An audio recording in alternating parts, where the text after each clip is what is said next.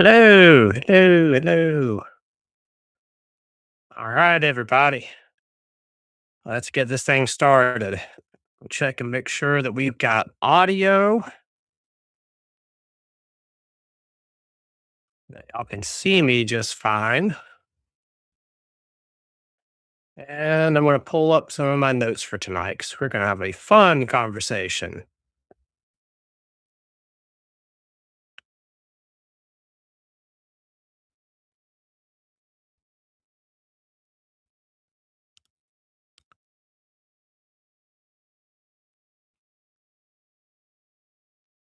I'll wait for everybody to get in.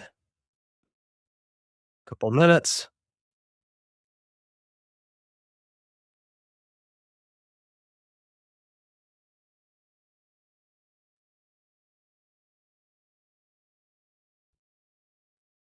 Let's see. I don't like the way the audio is sounding.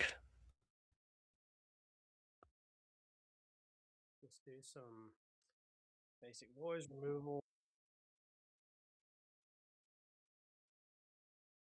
Let's see if this works.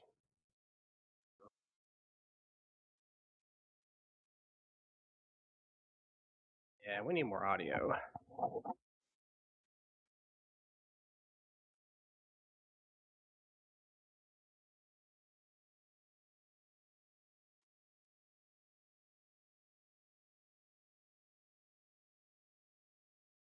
Okay, got it. Confirmation, audio is working fine. So I've got a few technical things I've been working with our, I'll just say with the sound, but we're good. So I'll just pull up my notes and we will get started.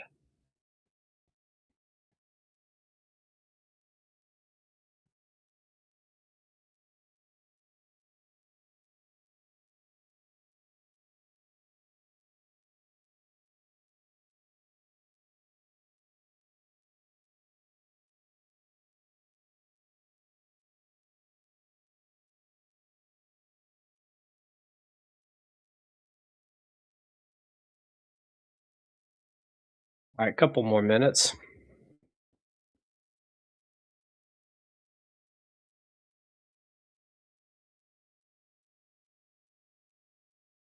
So while we're waiting for everybody to hop in, what I'm going to talk about tonight is trauma.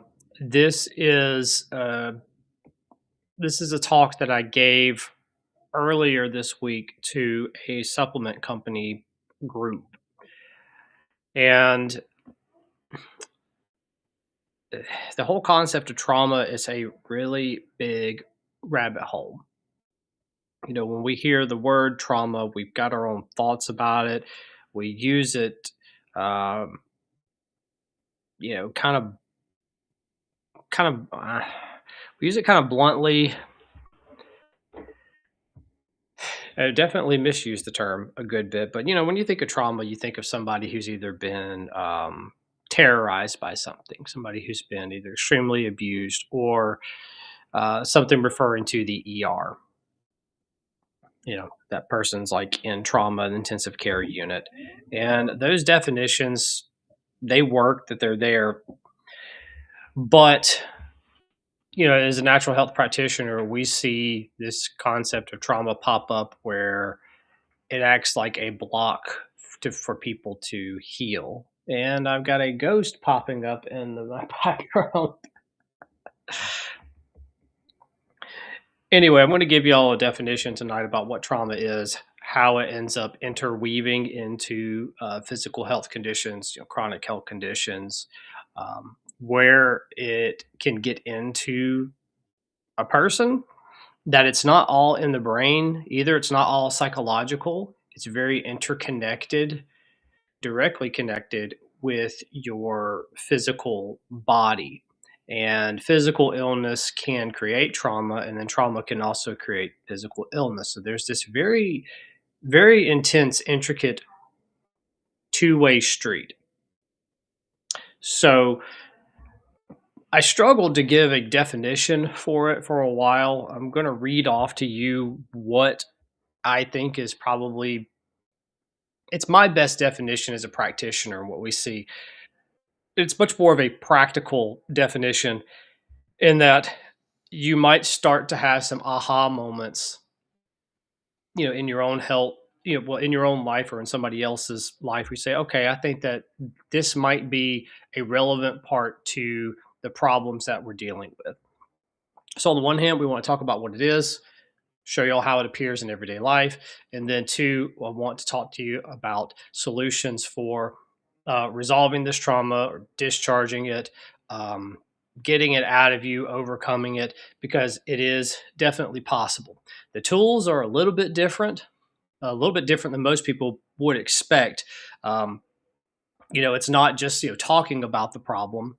It's actually a lot more body based. We do have certain supplements that we can use, and I may even be able to get someone to bring me my neurofeedback device, and I can show you kind of the tools that we use that are energetic and frequency based.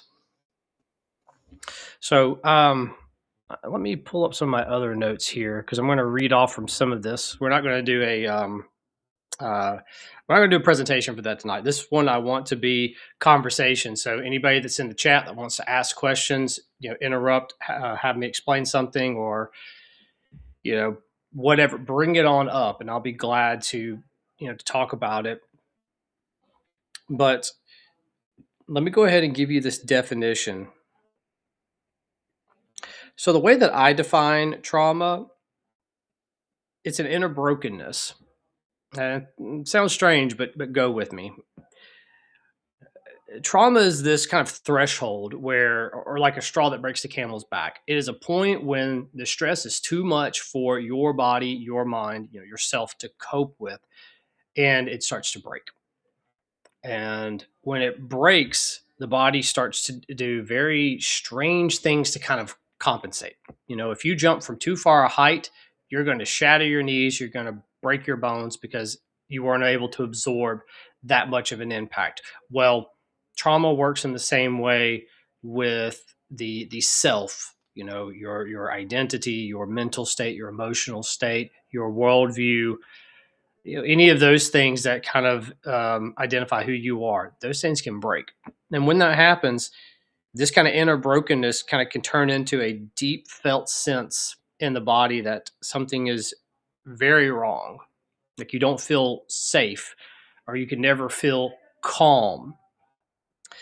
And it typically can express as unnatural, strong desires, fears, phobias, or obsessions.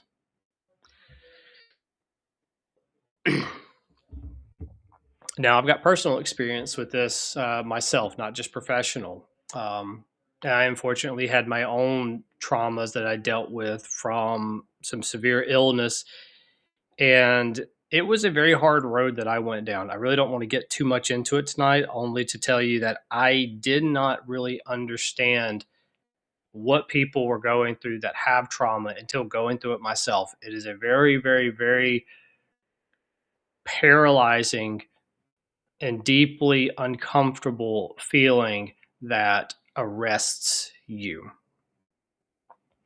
And in my own case, I had lost my ability to drive for a number of years. I never had any signs or symptoms of of anything like that, but I had some severe trauma that deeply affected my nervous system, and I lost a lot of my functionality. And a lot of doctors had no idea what was going on.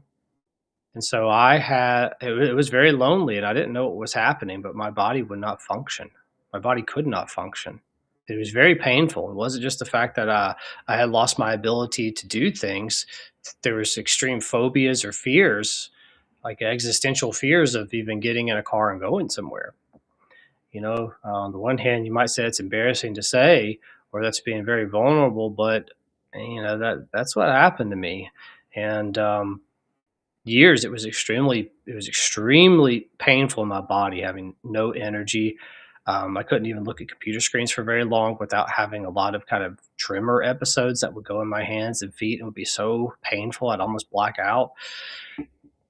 So this was definitely a different beast that I was facing, in addition to all of the toxicity or poisoning stuff that I had gone through myself. And that's uh, well, I always tell people that you can't pay for an education like that. They can't teach you in school about this. There's head knowledge, but this is stuff that I lived through and experienced and experimented on myself. And I got to learn essentially what had happened is that the nervous system gets stuck and dysregulated. And that's where we're going to go next. Trauma has a very, very, very central kind of role of locking up the nervous system and not allowing it to flourish, not allowing it to, well, not flourish, but it doesn't allow it to change into the different modes that it needs to. It's like being stuck in one gear. And y'all probably have heard of fight, flight, rest, and digest. They call it like it's like the nervous system tone. The nervous system's where your body's able to kind of switch to fight or flight when you need it, when it's active, get up, go, you're playing or something. And then um, on the other hand, you have your rest and digest when that's when your body actually repairs itself. This is when you're calm, you're enjoying a movie, or you're enjoying time with your family. Of course, you're eating, you're resting. And if your body can't switch into that mode of just rest and digest, you'll start to break down. A lot of diseases can start there. But there's other nuances too that don't necessarily get talked about. There's technical terms for it too. There's a Stephen Porges who did the polyvagal theory, and poly meaning many.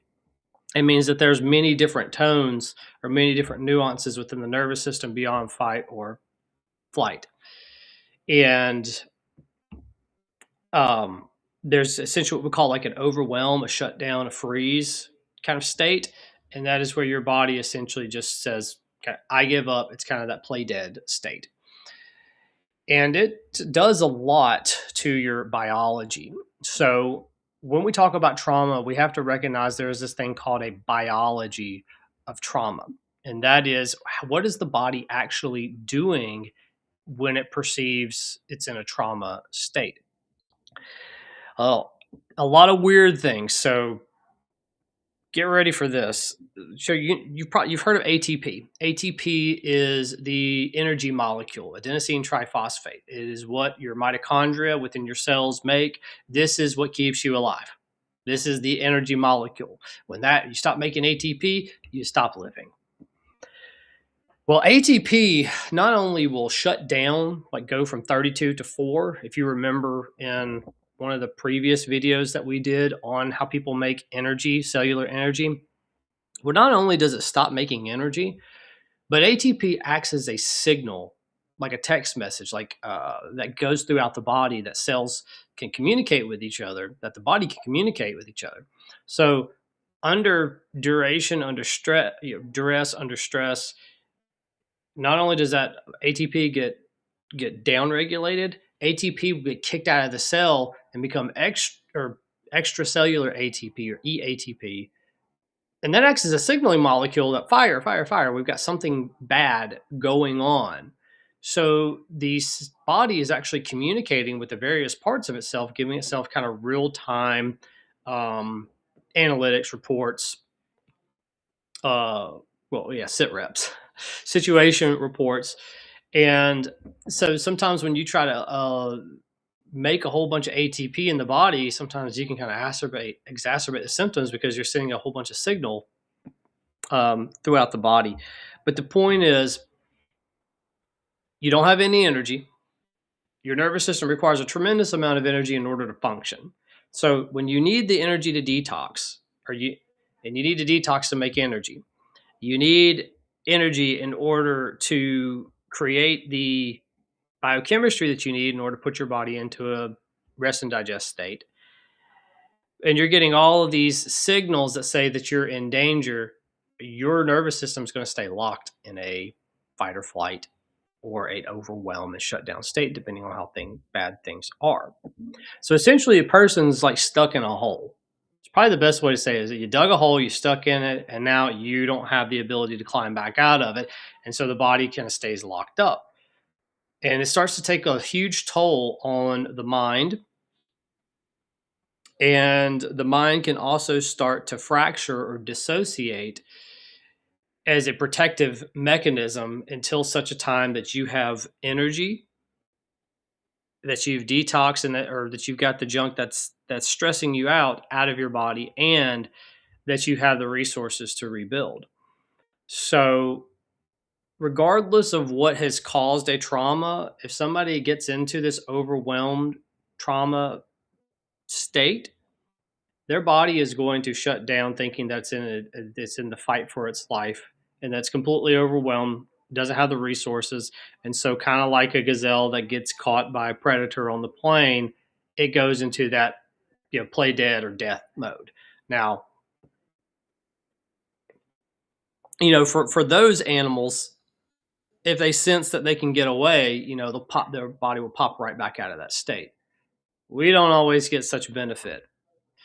So we'll talk about some of those tools that we need in order to help coach somebody resolve that, out of that trauma state, resolve it so that they can get back to health. But if this sounds confusing and you're already confused, it's fine. Don't worry about it. We'll make sense of it. I mentioned that trauma is a very strange phenomenon that is both psychological. Well, it's more than just both. It's psychological, it's spiritual, uh, it is physical. Now it gets even stranger since we're talking about biology of trauma. Trauma actually gets stored in the body. It can get stored in the organs, and it gets stored in the what's called the extracellular matrix and the fascia. So the fascia are the connective tissues that go throughout your body. The extracellular matrix is the fluid that your cells swim in. So, we have our bloodstream, which is its own circulatory system. We have a lymphatic system, which doesn't have a pump. It's like a sewer system. And then we have the fluid that the cells swim in, and they think of it like a river or a stream. They flow into the lymphatic system, like a river or stream that flows into the ocean. And so whatever waste or stuff is inside the extracellular matrix gets thrown into the lymph, and then the lymph gets drained down into the liver, and then it gets drained and get thrown down into the intestines, and you poop it out. Or you you eliminate it through one of your elimination pathways. But there's this old term called the issues are in the tissues. So the issues of life, the feelings, the hurts, the pains, the trauma get stuck in the physical body. Now it likes to get stuck in the neck, in the shoulder blades back here, and through these through your traps. All this area through here, people tend to hold a lot of trauma. There's other places that it can be too. If anybody's ever looked at traditional Chinese medicine, there are organs, or all the organs have emotions that they resonate with, that they're very associated with. So, the liver, we've got anger, we've got hatred, we got rage. The gallbladder, believe it's the gallbladder. We have frustration, we get resentment. Lungs hold grief. The kidneys hold fear, overwhelm, impending doom, terror. Um, what does the stomach hold on to? Is the stomach worry? Anyway, you can just do a simple search engine and look at that. So it's been well known for a long time that when the organs dysfunction, emotions don't get processed well, and they start to build up. Stress headaches can be stress. It's hard to tell. Stress headaches, Murphy. It depends. If there's not trauma that's necessarily set up, it can be coming from um, something physiological like blood pressure issue. It could be simply a matter of dehydration. So you can have certain things biologically that can kind of prime it, because um, when we're talking about biology, if it's not working that well, then it's not going to be able to analog or mirror um, accurately what we're feeling and what we want to do. Like when someone has the flu, their emotional state changes, their desires change, a number of things change, and that's just the biology do that's just the biology affecting how the mind works. When you get, let's just say this, when you get the flu, what I just mentioned with the ATP, you're not making much ATP and your body is signaling that there's a problem. And so it is more or less running all these programs to fight off the infection. And you can feel it because you don't feel like doing anything. Your body's saying, I don't really care what your will is. We don't have the resources. We have a finite amount of resources that we have to shift to fixing this problem. And when you are dealing with such a strong problem that you're no longer able to drive, or you're too sick, or you get let's say you're constantly dealing with balance issues or seizures or other things, this is going to take a toll on a person's mind and it starts to wear it down. So everything I mentioned was just a physical type of illness, and you can see that it can start creating a lot of stress in a person's desires and their abilities to in their perceptions and their self-worth and their worldview, and that can break a person, and that can become a trauma in itself that ends up being caused by chronic illness. And chronic illness too can also break down all the, as we were saying, break down all the basic mechanisms that you need in order to function, that can create its own secondary stress. Now, let me see where we want to go next with this, because I know I'm jumping all over the place, but this is supposed to be a primer to help y'all understand trauma in a very different sense than what I guess what you've been taught either through standard psychology or just through the medical system. So trauma is it does get stuck within the body. In fact, maybe one way that we could look at it is stress itself can end up occupying space, kind of like think it, I mean, you could think of it like a charge, and that charge just keeps building up. If it doesn't flow, if it doesn't get released to the body, that tension just builds and builds and builds and builds, and it starts affecting us. It affects our biochemistry, it affects our energetic fields, it affects our electrical conductivity in the body, and then it starts creating its own dysfunction. And we have tools that whenever we start to release that charge, we can start to see it, and then people start either crying, have a release, and then just start getting better. So we talked about the nervous system, what it looks like on a physical level. It gets overwhelmed and shut down. Some other symptoms that we want to look at if we see somebody maybe dealing with some type of trauma that's set in. Again, I'm not saying exactly what that trauma might be, because it could be from anything. It could be from abuse. Um, it could be from a death, from a divorce. Could be from witnessing a terrible event or a crime, or it could just be from getting hit with something very sick, like being mold poisoned or having Lyme disease that just crushes the body so strongly. Or people that had COVID, had the COVID shots, and then you saw them shaking uncontrollably with what looked like seizures, for minutes or days at a time.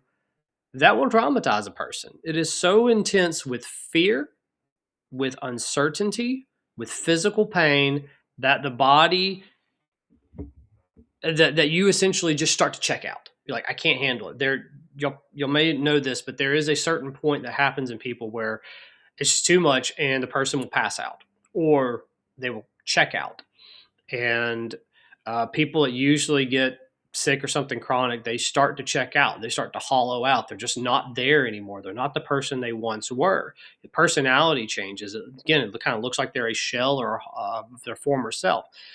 Those are ways you could look at trauma as manifesting, as the person um, is just not there anymore. And there's reasons for that. Again, the body, I think it's a protective mechanism that God put in us in order to kind of brunt when the pain when the stress is too much, it kind of pulls us back out of ourselves a little bit.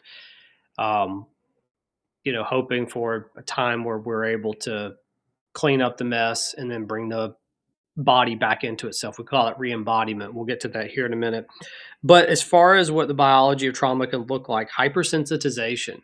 So whether it's multiple chemical sensitivities, whether it's sudden onset of light sensitivity or seizures, audio, oral sensitivity, like you get startled and scared really quickly from the littlest things, or you can't handle like the low frequencies. People get blast their ghetto music and all those Hershey hurts come out. uh, those things can unsettle folks, and that's a classic sign the nervous system has become extremely um, dysregulated, and it's sensing fear everywhere because it's always searching for safety, always searching for safety. You get crazy emotions, the crazy phobias, the crazy obsessions, and there's a lot of things we could point that to. um, People, what any type of dysphorias. We got a lot of dysphorias that are going on right now. We've got people always looking for they're always trying to get their feelings and their thoughts validated, and they need to have a safe space or a felt sense of safety. On the one hand, people might make fun of that, and a lot of these people that you see right now maybe have some crazy irrational views about it, but trauma can do that to a lot of people, where their highest priority is they need to get somewhere where they feel safe because they cannot handle the stress of either their paradigm being wrong and having to learn new information. Trauma does a really weird thing to make people irrational. They fear the unknown, they fear any change, even if it's good, and they feel physical pain from any type of change and stimuli, even if it's good, even if they know it. How do I know that? Well, one, I deal with people that do that, and two, I had that same thing happen to myself. It's awful. I don't wish it on my worst enemy. And then another thing is you end up having a lot of paradoxical reactions to things. Paradoxical reactions to foods, paradoxical reactions to supplements and therapies, things that should get you better. They get you better. You can't tolerate them, and your body tells you it hurts really bad.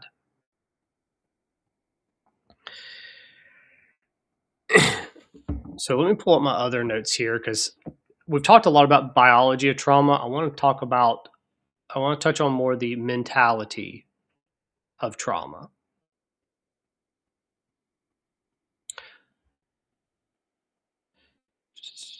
Let's see here.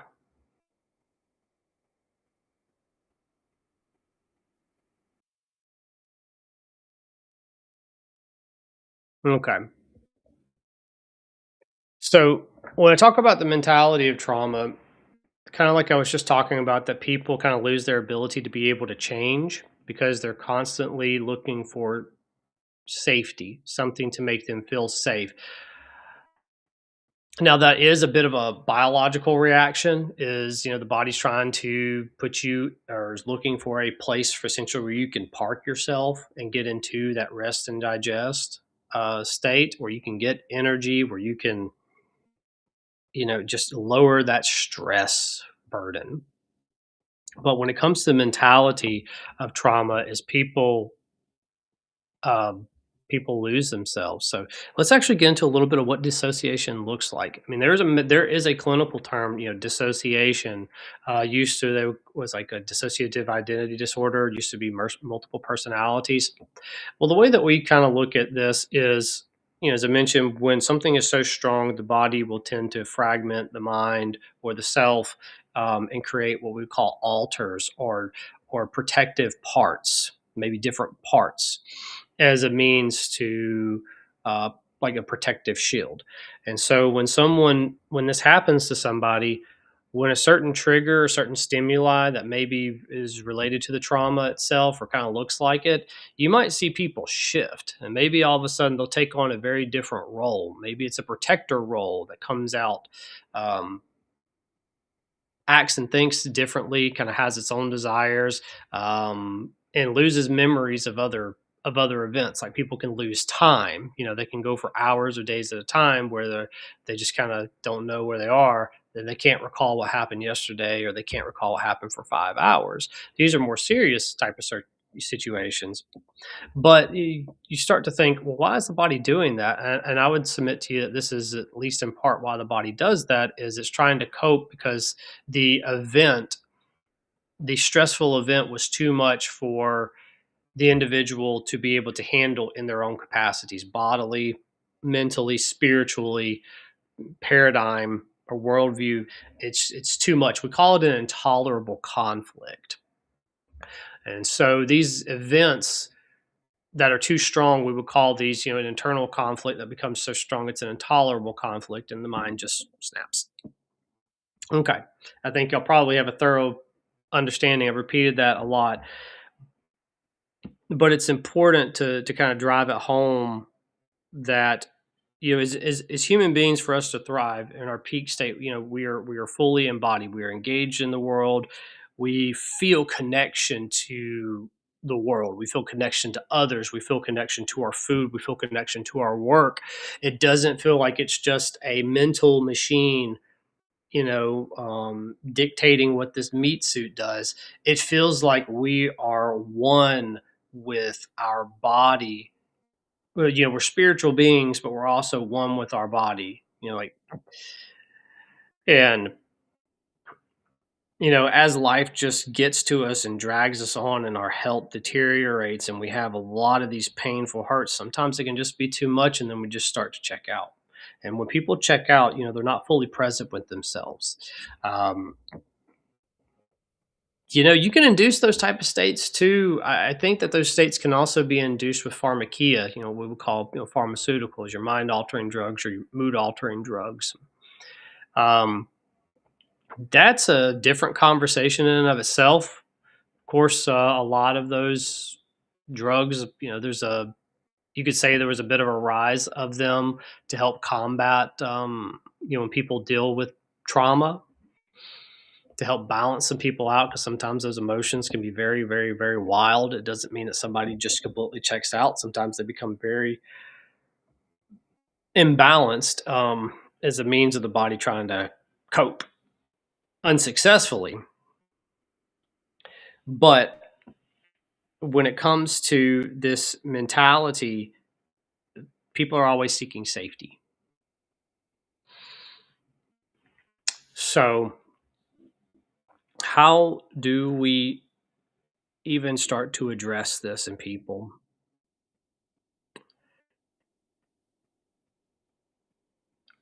There's a couple of things that I think of when we, or a couple of things that I do with folks, because and invariably everybody's got some little degree in there. Everybody's got troubled things in their past, regrets that they have, things that they just really can't stomach that either happened to them or that they did.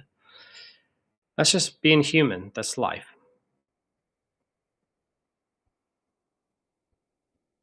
And yeah, I will just say I do think people can recover from it. I've seen it. Been able to do it myself. So I'm just going to go ahead and jump into that here, because I don't want to go too far into the weeds on all these different subtleties of trauma. Plus, I really want to get into some of the ways that trauma is actually that people are actually trying to induce trauma into individuals and society at large.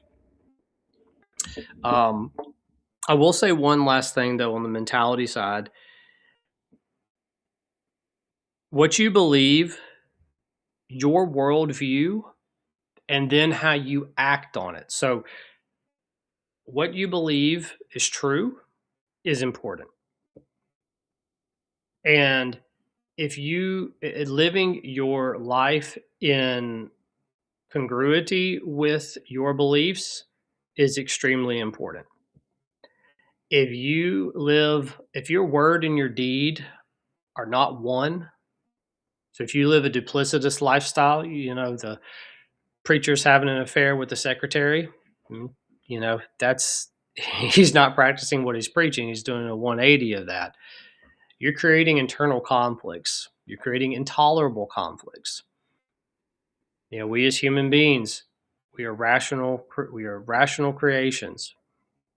God has designed order and is designed for us to flourish within order, within His order. So when our worldview does not align with that rationality, that causes problems. It causes spiritual problems. When we when we believe things that are irrational and that are chaotic, that also causes problems. And probably the most easy for us to understand is when a person lives out and acts, his behavior does not match his convictions, then that causes its own set of problems. You're causing internal stress, you're causing internal strife, internal conflicts.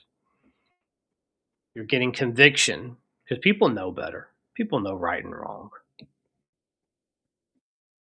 Now, people can try to bury that down as much as they want to, and it'll eat through them, and it'll turn into rot, and it'll turn into rot in the bones, as they call it. But that's extremely important.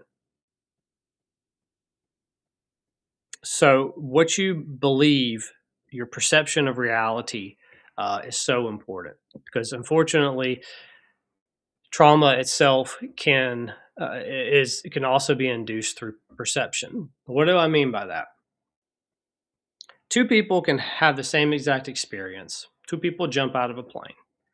One guy thinks that it's awesome. He had a rush. Yeah, sure, it was stressful, but he felt alive. He enjoyed it. We call that eustress, or it's good stress.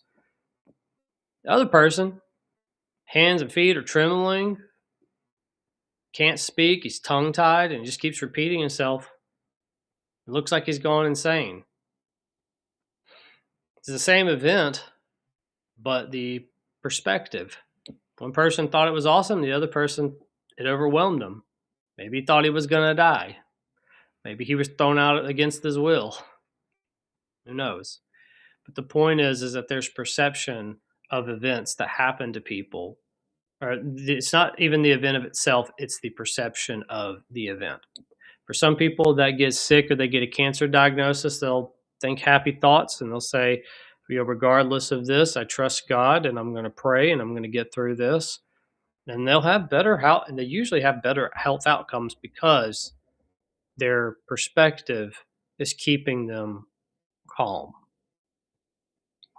They are signaling their electrical field, their energetic field is staying cohesive. It's signaling harmony and not chaos. It's not distorting, which we may get to that tonight. There's an entire bioenergetic fields within people, and distortions in those fields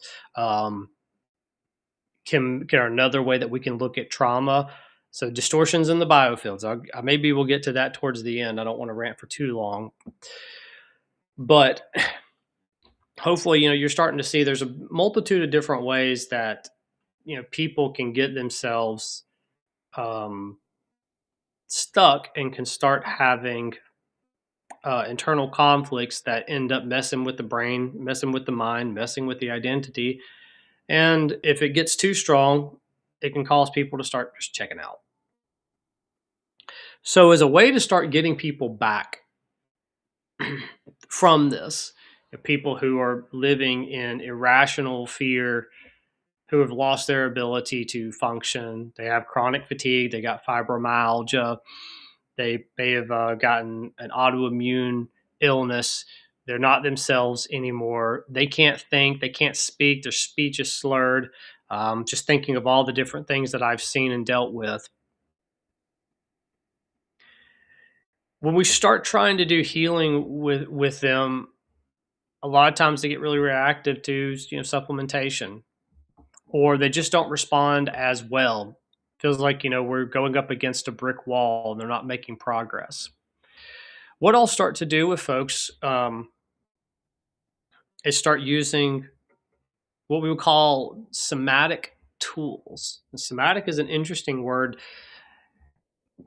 So again, we think of trauma, we usually think about going to a shrink, doing talk therapy, maybe cognitive behavioral therapy or psychotherapy.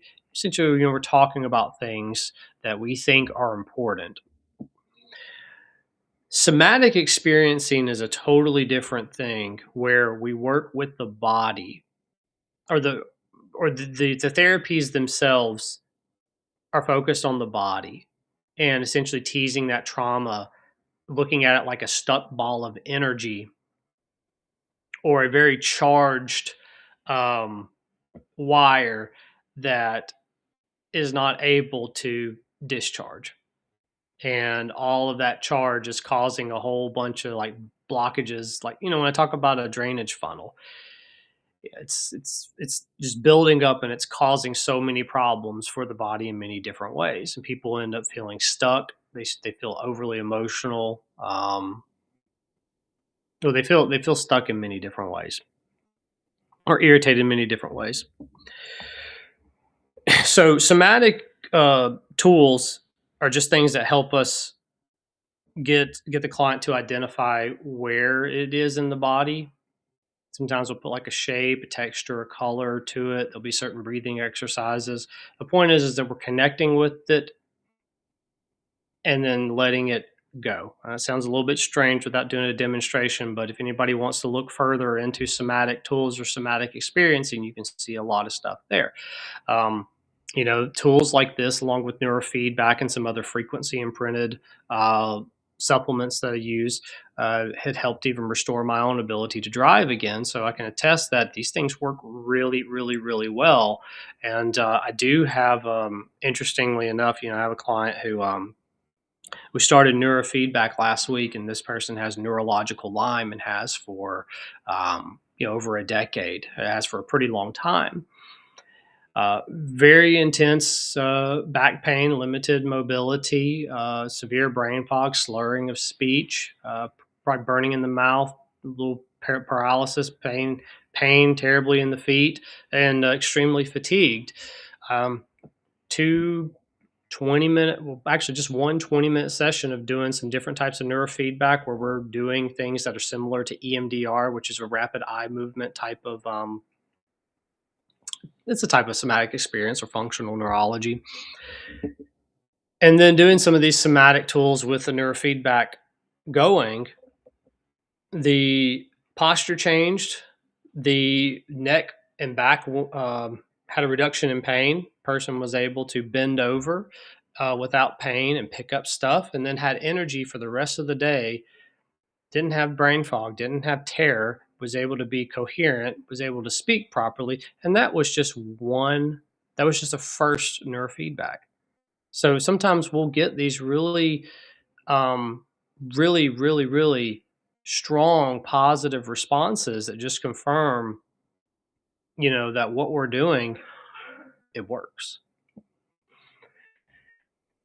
And I can say too, there's known trauma that we suspect is there, we recognize is there, and all we did is we more or less worked with the nervous system and had worked with the body to process some energy out. And strangely enough, when we do things like this, we can start to feel wherever we focus, wherever that trauma appears, it can start to move around the body. People can feel it. It starts turning out as heat. People start feeling heat, or they start feeling releases. Even myself, when I had done it before, at one point that my posture changed. So it was like getting a chiropractic adjustment without getting it. So when we were able to shift the nervous system and put it back into the proper state, and we kind of rehabilitate its tone, kind of like working it out, getting it strong again, trauma can start to resolve on itself. So it's really interesting to see there's a very, very, very strong correlation, or rather a very, very intricate weave between where the body is in terms of its health and the stress that we end up holding on to or absorbing, or what actually constitutes as trauma. And then when we get our bodies healthier, a lot of times the trauma can start to resolve itself with it. So I may have not given you the best definition of that word trauma in the beginning, And now you may be more confused, but it is a confusing topic. We just recognize that somewhere, trauma is a wild card um, that works with the body. And when the body's sick, the mind can get sick. When the mind is sick, the body can get sick. That's probably the best takeaway from it. Um, I just talk about this subject so much, one, because I didn't know. I didn't know. And once I went through this myself, you can start to see where it fits in, and then you can start to see it's happening with everybody. And part of my job is we want to get total healing. We want people to not only get back to being asymptomatic, we want them to get into peak health. And so we have to identify what are those obstacles, what are those stressors, what are those blockers that are preventing the body from doing what it naturally does. And that is healing back to its ideal blueprint.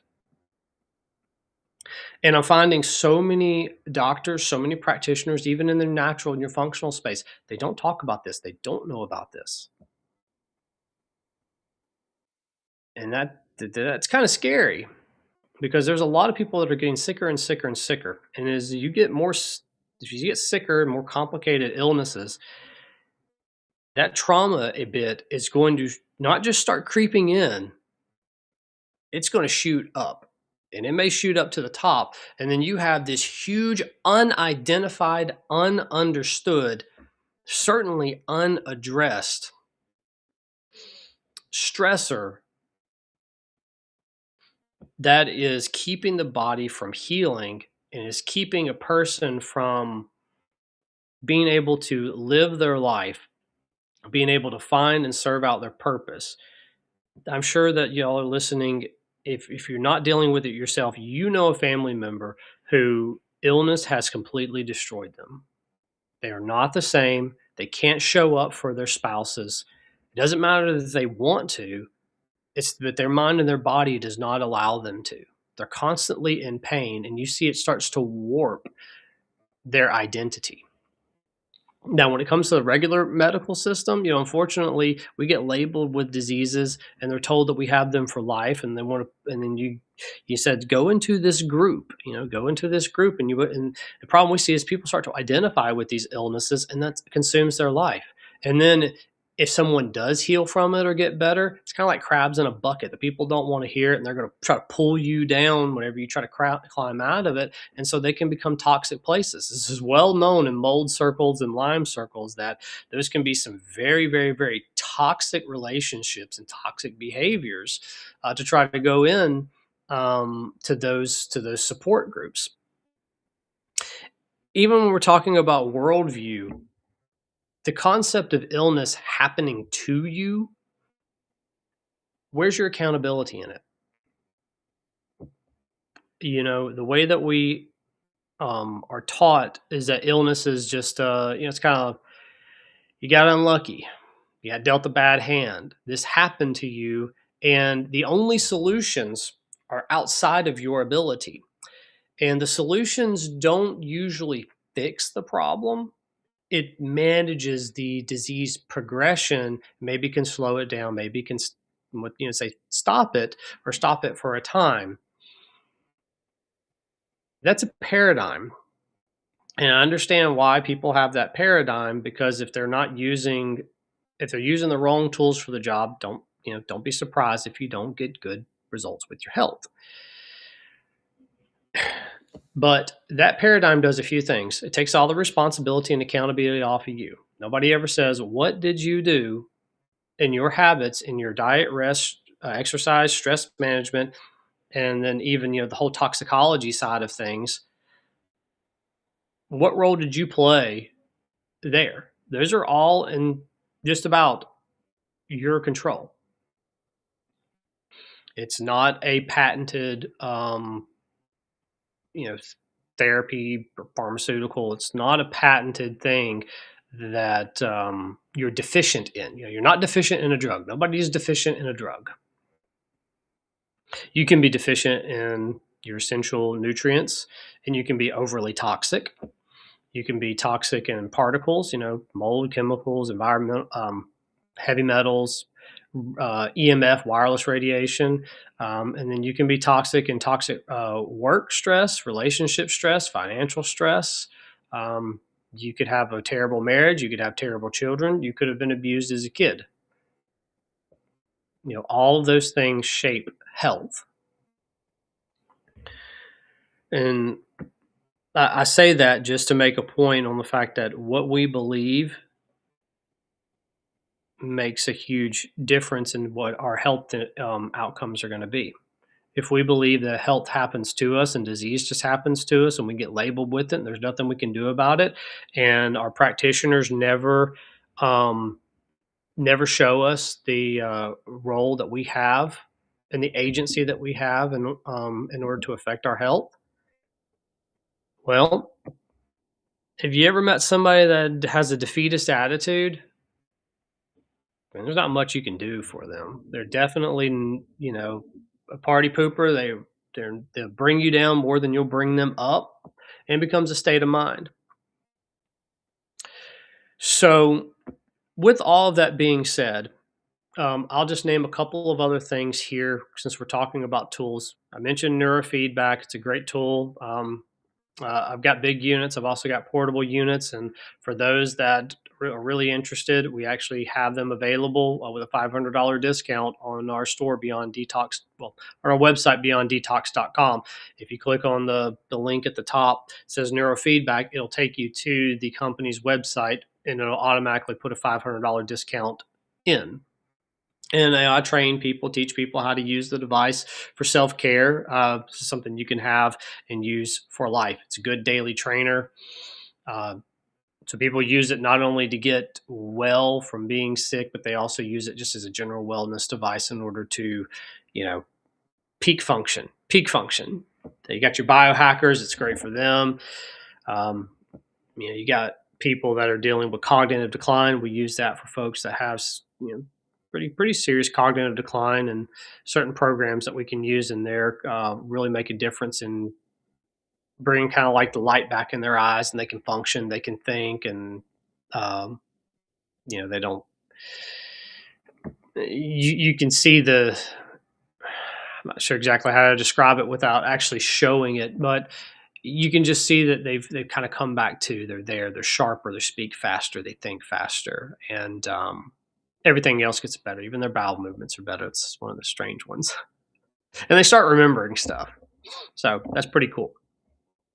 But the other therapies we have, I've probably heard of homeopathics. We have, homeopathics and what we call flower essences. That sounds kind of sissy, but flower essences are really cool. In that, who knew flowers, when you soak them in like spring water and sunlight and a little bit of brandy. You can look this up. It's called Bach flowers. This was these were remedies that were discovered back in the 1800s, and we got other stuff that's going on since then. But the point is we found out that flowers have a unique way of kind of of pushing out kinks or distortions within our. It's going to sound a little bit strange, but with when we call our biofield, we have an electromagnetic field or an energetic field that comes off of us, and they can get distortions in it. So it's got a nice kind of ideal shape to it, and sometimes we can get dents in it, kind of like a mesh fence or a wire fence gets bent and crooked. Well, we kind of can get something similar like that inside of our body, and it distorts the information that travels through our body, that signals. Our cells have antennas, and they can receive transmissions from the body. So you've got all these cells that are working in harmony. You think, okay, how are they listening? Who's conducting them? But you kind of have this kind of like wireless network that everything's tuned into. It's intelligent. Of course, you don't really hear that from many doctors or from the medical system, but it's an interesting phenomena. Um, there's a lady named Eileen Day McCusick. She's got a book called is it training the biofield or something the biofield. I've got that back there, and I've got the tuning forks too. She's interesting is that she's a body worker. So people that either do massage therapy or acupuncture. Well, she works with tuning forks. And tuning forks are really interesting. When you hit a fork and you rub it across a person, not physically on their body, but you put it on like a biological entity, we'll just say a person, and you rub that thing above them, a few inches off of them, because that tuning fork is vibrating, it's picking up fields, you can actually feel physical resistance in certain places where there's a distortion. And so much like a massage therapist can, rub out a knot in a muscle and then get blood flow to it and then, restore the health of that muscle or that area, we have a very similar thing happening with our energetic body where information flows, where energy flows. And there's is also this old saying that where energy flows, blood must follow. Uh, old Chinese ideas, or we'll just say old medicine ideas. The point is that I'm trying to show y'all that these are things that in medicine or within natural health that are they're part of our body. They're not they're not contrived. They're not um, silly or superstitious or inconsequential. They hold certain aspects of our health, and when they get blocked or they're not working properly, they can be a cause or contributor for the diseases and the ailments that we have. So we have tools, people can use tuning forks in order to work out those distortions and kind of knead out any of those blockages and restore proper flow. And then strange people will start to instantly either relax or they'll cry. They'll process trauma that way. They'll be able to hold chiropractic adjustments better, or they'll start dumping parasites and mold and other things that we can see coming out in the toilet. And that was the only change that happened. So we hold trauma within our body physically and within it energetically. And I haven't talked anything yet about tools that we say, well, we talk about our problems and we try to make sense of the past. No, these are just passive tools. In the same way that you can use that tuning forks can be used, like Eileen Day McCusick says, and she also has a lot of research on this too. So if anybody wants to dig down the rabbit hole, she did a good job at showing cited research to show the validity of this type of thing.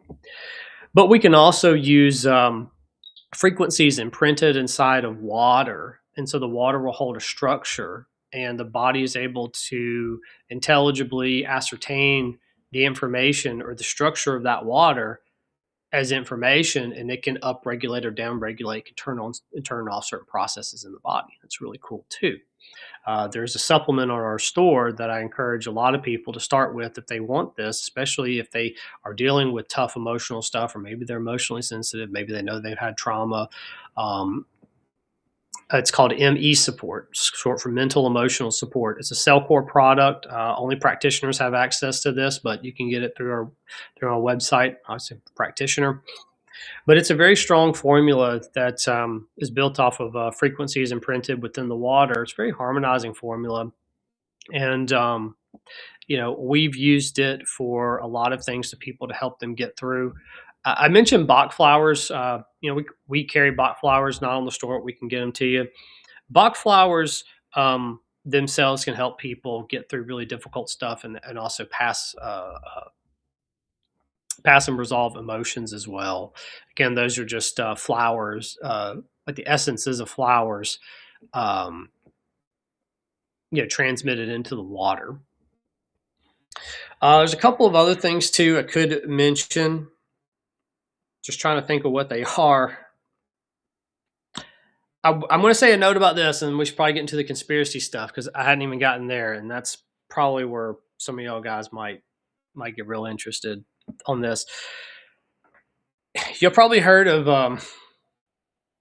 psychedelics, psilocybin, your magic mushrooms, people doing ayahuasca, or even ketamine therapies. So you're starting to see more and more research come out with psychedelics as a means to fix, well, is a means to help combat trauma. And if you look at the research that they're citing, they're saying that it helps with neuroplasticity. Neuroplasticity means the brain's ability to rewire itself, change, learn things. It's not static, it's not set in stone. Um, Neurofeedback does neuroplasticity extremely fast on people. It helps them break down old pathways and rebuild newer ones that are much healthier. I say that there's a big problem with psychedelics and a big caution. One, anything that alters your state, that puts you into an altered state, generally, I'm going to say that it's not good consequences. There's bad consequences to it. Recreational drugs, narcotics, pharmakia, which state. I guess you can say state approved drugs, medical drugs. A lot of them put people into altered states. It doesn't turn out good. Short term, long term, it doesn't turn out good. And yes, I do recognize that I shouldn't be, and I'm not equating those to the psilocybins and ketamines and other stuff that people do um, for trauma. I'm not equating that just to straight up narcotics, but I want people to be concerned about it too. Well, let's go really quickly into the history of these psychedelics. We call them pharmakia. Pharmakia is a Greek word. It's used a lot throughout the New Testament. It's used a lot in Revelation. When we talk about the word sorcery, sorcery's root word is pharmakia, or often is pharmakia. And it's really interesting that it's used in Revelation. Um, for those of you that don't know, if you look at any of your apocryphal books, or we'll just say within Scripture and within extra biblical texts, such as Book of First Enoch, Book of Giants, Book of Jasher, and any of your ancient Near Eastern text, religions, religious ceremonies, cultures, and whatnot, there's a common theme here that you had the angels, or Christianity, we would call, or Christianity and the Jews called those, these angels that rebelled and that taught mankind a lot of things that essentially war, weapons, and all this other stuff that really didn't have any business learning. The other religions would call them the gods. They would call them the gods of the nations. Um, let's just kind of get into, pre-flood times. You had subset of angels that came down. We call them the Watchers, and they mated with humans. As so the story goes. And from that union, you get hybrids, Nephilim, giants. You have names for these tribes all throughout history. The Detanu, Tadanu, the Tuatha De Danann, the Rephaim, which Rephaim would be, the Rephaim, Nephilim, the Zamzamim. Um, Essentially, all of the different nations that God told Joshua to utterly destroy, wipe out, and genocide. Um, I don't want to get too far into that. We're not having a sermon tonight. I can talk on that another time. But the point is the word pharmakia, the idea of having psychedelics, has a very strong, well-known root in consorting or communing with the gods, communing with the fallen angels, necromantic ritual pits, calling up familiar spirits, channeling the disembodied spirits of the giants, which we would call demons. So there's always communing with the divine to get occultic knowledge. And whether it's ayahuasca, whether it is psilocybin, whether it's other things, the way that we look at these and the way that scripture refers to these type of things is you're opening doors, unauthorized access, a door into the unseen realm, into the supernatural realm. That is well documented. There's no contesting that. That is what the ancient cultures did, is that they would go with their medicine men. They would have these very detailed concoctions in order to make things like ayahuasca that, frankly, I don't know how they would know to do that, whether unless they were given divine knowledge how to do it. because these are not things that you would expect people to be able to ever figure out. We're not going to talk about, theology right now. Just know that there is a strong, strong, strong history of these type of pharmakia for that purpose. And so when I see a lot of these things in here, my concern is that people are, possibly getting energetic parasites attached onto them, to put it nicely. And this is not just a conjecture on my part. This is what a number of my colleagues, my doctor friends that do a lot of trauma work, energetic work, and other stuff, you start seeing this, and you start seeing this too with deliverance ministries. Where people start getting a lot of these, whether it's demonic oppression or attachments and whatnot, from delving into opening these portals using things like this. And we'll find in some of my doctor friends, maybe I can get them on to come and talk about this one day, some of these dangers of doing psychedelics for trauma. um, they can have unintended consequences and make people end up even being sicker with spiritual problems. So we have to practice spiritual hygiene as well. Most people, Murphy, when we talk about pharmakia, most people just point out the fact that the word sorcery, pharmakia, you're creating alternate, like I just mentioned, you're creating the cutting of roots, you're using herbs and other things to do psychedelic properties in order to potentially open the mind so that you can communicate with, you can kind of breach this dimension and reach the other plane and communicate with the entities that reside there. We would call those entities the Elohim, or scripture calls them the Elohim, which kind of is strange because you think Elohim is God's name, and yes, God is an Elohim, but Elohim actually just is a term that means a denizen of the spiritual world. It's the same thing as calling me an earthling. Well, sure, I'm an earthling, but I'm also a man. And so, God is an Elohim. Angels are called the Banaha Elohim. That means sons of God. God calls them gods. Psalm 80, oh gosh, Psalm 82. God sits in the midst of the council, or the divine council, and says, I've said you are gods, but nevertheless you'll die like men. Um, you can get into Deuteronomy 32, where God breaks up the Tower of Babel, or breaks up Babel. They built a tower, they built an artificial mountain in order to try to pierce the veil to communicate with the gods.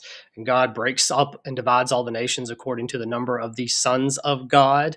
Some translations have sons of Israel, and that's incorrect. It's provably incorrect. Also, Israel wasn't created for hundreds of years afterwards, so that would make no sense. It actually has to do with people's bias or not understanding of scripture. Later translations will have sons of Israel mistakenly put. It's an error. Not that big of a deal for most people, but you start looking in scripture and you start seeing God's talking about the angels were put over the nations as gods, and they screwed a lot of stuff up, and that's and it gets into a whole thing of Jesus coming down here not just for salvation, but there's a bigger thing that goes on to salvation. Yeah, is a central part of it for us, but it's also to mete out judgment on rebellious angels too. Like I said, we can get into that a whole nother time. I would say anybody that's interested in this crazy detour we've just gone off, go read Dr. Michael Heiser. He's got Unseen Realm. He's got Reversing Hormone, which really goes into a lot of the cool things about Jesus Christ and his mission here, things that he did here that we're like, why did he do that? Why did he say, the gates of hell shall not prevail? The specific spot that was the grotto of Pan, where they thought the underworld, the literal gate to hell, was open. Makes it more interesting when you see Jeffrey Epstein had statues of the god Pan all over his estates. So let's take that as a really good segue here. There's It seems that the world it seems like the world is trying to actively traumatize people. And I think that's probably where we'll end with this tonight, because we really went all over the place. and we really only scratched the surface. But we've talked about trauma, how it happens in individuals. We talked about some of the tools that can be used to start successfully resolving trauma within people and let it be something that is in the past, that's no longer charged and taking up space, and things that we can heal from and get back to being fully embodied in ourselves and not dissociated and checked out half the time. But we have to be aware that there are certain things, I would say secularly, within the world and spiritually, that are actively trying to instill trauma for some benefit. And this is going to get really weird, and I'll just say it right now so that I don't forget it. If you've ever dealt with any deliverance ministries or ever looked into anything in the occult or familiar um, with rituals and things that are done, in terms of either we'll say in service to other gods, whether it's things like Molech or those that demand a lot of the, just the most debased things. I guess we're finding out in the Epstein files and more. There seems to be some almost real benefit, like either a currency or a resource. This idea that when you put people like trauma, like trauma can be harvested. That's a really weird concept to think about. But within the occult, within these other religions, there's this idea that it's almost like a usable currency. So I don't know if it's something that can be harvested that has use in the supernatural realm. And I'm not even saying that I fully believe this, but it's one of these things that you come across, and if people that are really high up believe this, then they may actually try to they may actually be trying to harvest. You put people in a traumatized state to harvest or so that they think that they're harvesting something. I don't know a better way to say it, but you should have to start asking the question: who benefits? Now, if a population who is constantly traumatized, they're sick, they're unhealthy, they're confused. They tend to look for anything that's going to cause safety. So they'll trade freedom or they'll trade liberty for security because their body or their whole being is crying out to find something irrationally. They are trying to find security. So they're more willing, they're more compliant, they're more complicit. They're easy to gaslight. They are easier to, well, I mean, sell them their own destruction. And we see a lot of this happening in the world. I'm going to read a few things and you're going to say, oh, yeah, those actually check out. So, trauma control frameworks, at the heart of this is kind of like well, actually, let me see where I've got here. So, we identified the lose the ability to control, to critically think, they crave certainty and authority, they can be highly suggestible, difficulty distinguishing real from perceived threats. Now, what happens when you centralize all information and you centralize all authority? Well, you can gaslight the people, you can false flag anything you want to, and keep people glued to their seats. And then they can experience a blurring of boundaries between themselves and others. So you can take a society from an highly individualized, liberty focused state into a collectivist society that that favors full centralized control. I mean, what is it? Free market decentralized capitalism, or what our nation was founded on, of freedom, autonomy, liberty, versus all the crazy collectivist ideologies of fascism, communism, socialism, Marxism. You ever wonder? You start looking at the tactics that those collectivist frameworks employ. I mean, on the one hand, it ends up really controlling the population, dumbing them down, putting them in fear, and then centralizing all authority. It's to go consolidate power. What we call it? It's a pathocracy. So with this, you get hypervigilance, impaired critical thinking, need for external regulation, dissociation and numbing. Nothing becomes sacred anymore. and nothing's ever going to get done. I mean, we're in that state. You could say we're in that state right now. You don't see any justice being enacted in any way at all. There's lawlessness, and people get disheartened, and they get beyond disheartened. They give up, they get hope, they get gaslit, and it takes a toll. So let's talk about some of the architecture control. Whoever read, Aldous Huxley or George Orwell, George Orwell, Fabian Socialist. And I forgot George Orwell's real name. That's just his pen name. But, Orwell was a Fabian socialist, socialism that happens very gradually, where you erode the public institutions and the public's belief system slowly over time. And they end up looking at their freedoms as selfishness and their liberties as barbaric. So they're essentially begging the scientific dictatorship to regulate all their lives. We've got Saul Alinsky, the Cloud and Piven, the creation of crises. All of these things are designed to put people into a perpetual state of fear. We know MK Ultra or Operation Mockingbird. It's propaganda. Color revolutions and psyops. I mean, heck, the word itself, psyop, a psychological operation. Let me see if I can find anything on here because I know we've been on here for quite a while. So there are tools that have been developed. Some of them have patents to them as well. You've heard subliminal messaging, things that are kind of crept in under your radar to kind of submit things into your subconscious. Flicker rate, frequency, and brainwave entrainment. So how fast the flicker rate is on the TV, programming messages subliminally in there. Neurofeedback actually is based on using those like what we call light and sound stimulation. Flicker rate can either regulate a brain or dysregulate the brain. But I'm sure that y'all probably heard of these things: flicker rate, frequency. Let's see. I'll get into patents later, but the idea is flicker rates from screens, television, smartphone. It's constant rapid flicker that can guide the brain into passive, usually a receptive alpha state. Alpha state is kind of like that dreamlike state where you can become highly suggestible. Also, repetitive tones. You ever wondered, just me as a musician, you ever kind of wonder why the music really sucks and it's always the same basic beat over and over again? Basic rhythmic patterns can put people into trances. Higher, more rhythmically varied, more sophisticated music with more notes and things you have to pay attention to cause the brain to think. Really don't put you into a hypnotic state. But you ever wondered all that ghetto music where it's just boom, boom, boom, boom, and the basic beats?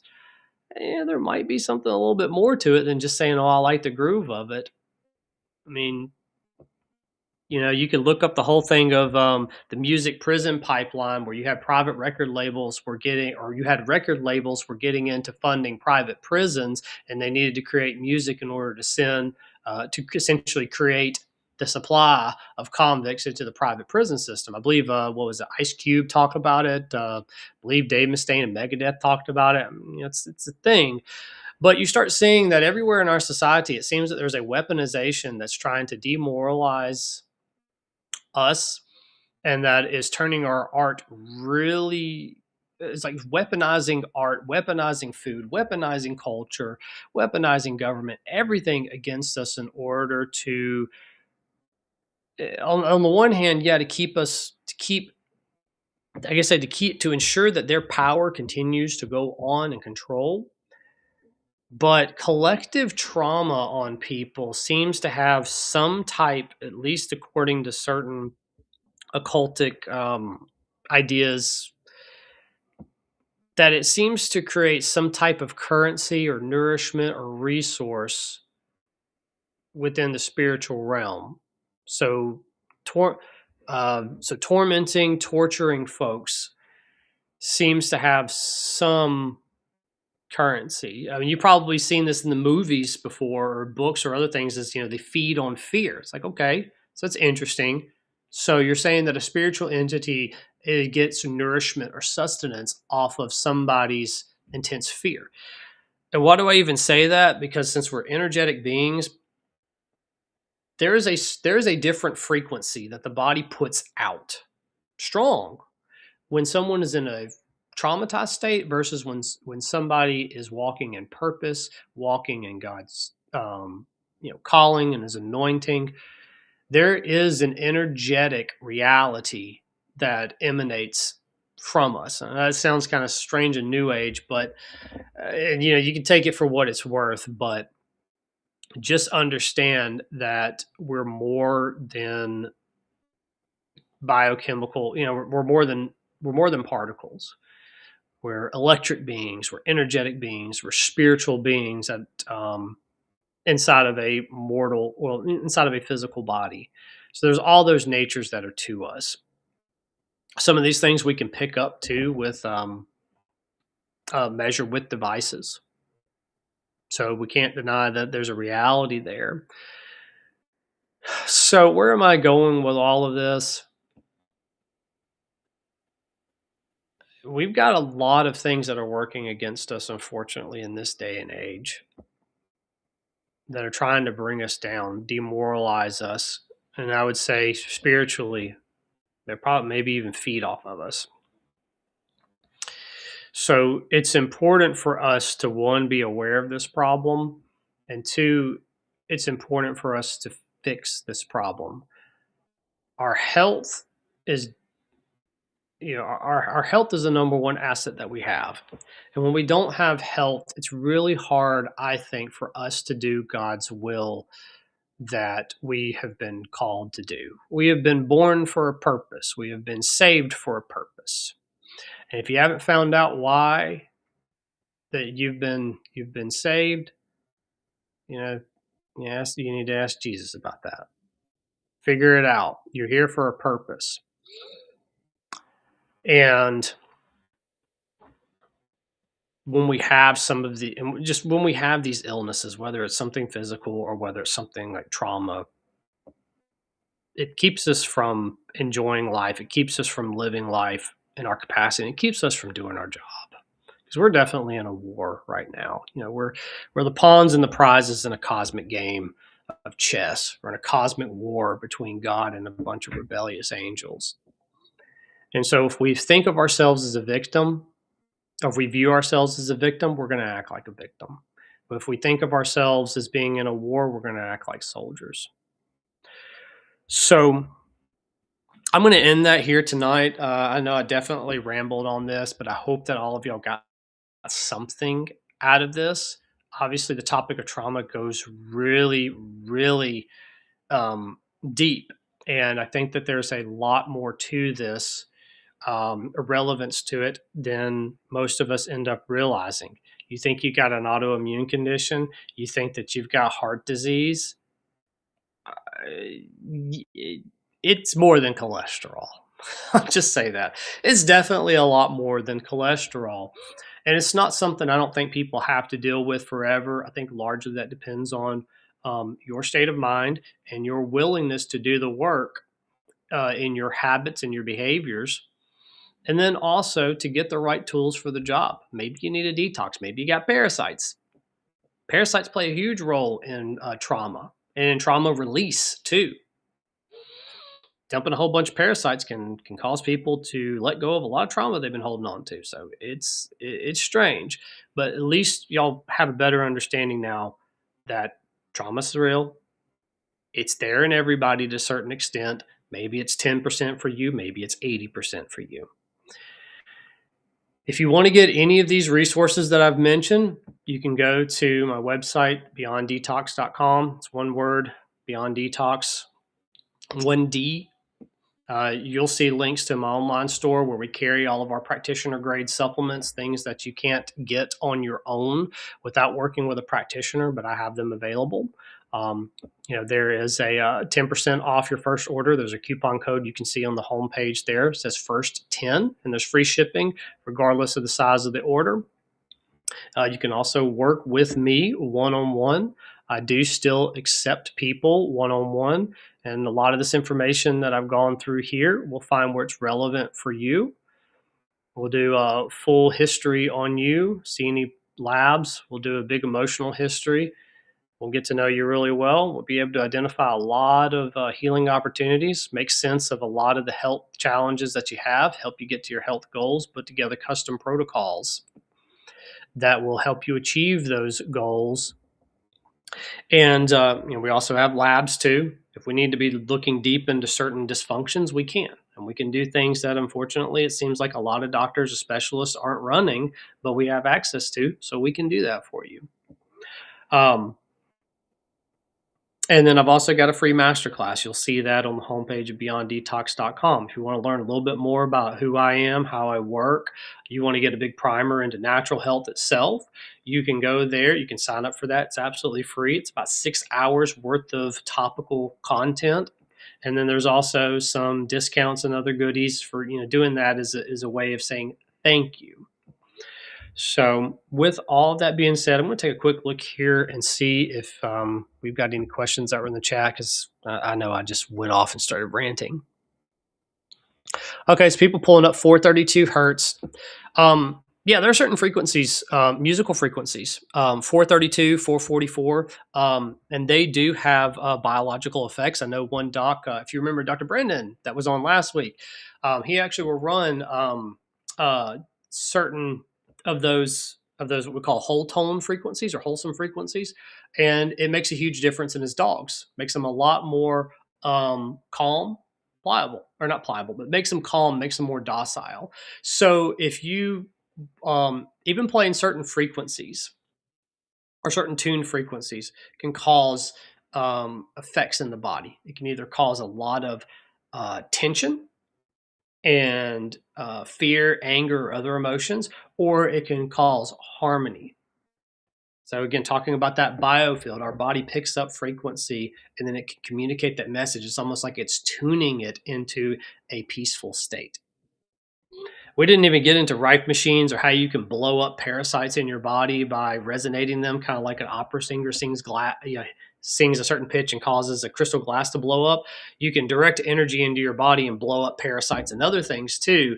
It can make you really sick though, so I wouldn't necessarily be looking into it, but we can do directed frequency in order to stimulate healing like with red light, or we can blow up certain things like parasites and fungus and bacteria by hitting certain frequencies. That's really cool.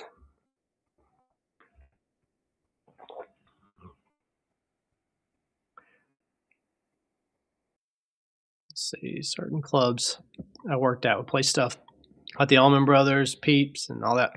Interestingly enough, when you start looking into some of those bands, I'm trying to think of where it is, but even as a musician, we tune to 440 hertz for everything now. And 440 hertz is not a healing frequency. It's a disturbing frequency. It causes problems. I believe it was America and New Zealand, or it was America and Germany, or American in somewhere that classically were the only ones that ever tuned to 440. Everybody else tuned to 432 or 444, and the music had a different sensation, had a different feel. People would definitely get different experiences, more embodied experiences, listening to symphonies and things that were tuned to 432 instead of 440. So there's some really interesting stuff there. If you want to get down a conspiracy, rabbit trail with that, is the music being tuned in a certain way in order to cause problems with us, and we can make a case for that. But what I was going to say is when we play music or cover music, if you try to play along with the album, you always find out you're really kind of out of tune because those older albums, a lot of times those people would tune to 432 or 444 hertz instead of standard 440. Um, and it would sound like you're out of tune with them, but they were tuning in much more biocompatible frequencies. So anyway, I think we hit everything tonight here in the chat. I definitely sore from ranting, and I don't know that we can hold any more information. So I'm going to stop it here. Thanks, guys, for tuning in. Um, we'll have something fun for y'all lined up next week. But like I said, go to our online store, peruse through. We got a whole bunch of stuff there. We've got EMF protection. We got red light therapies. We got frequency, stuff in there. Find something that you like, try it. I think you'll be very pleased with it. The Emmy support is great.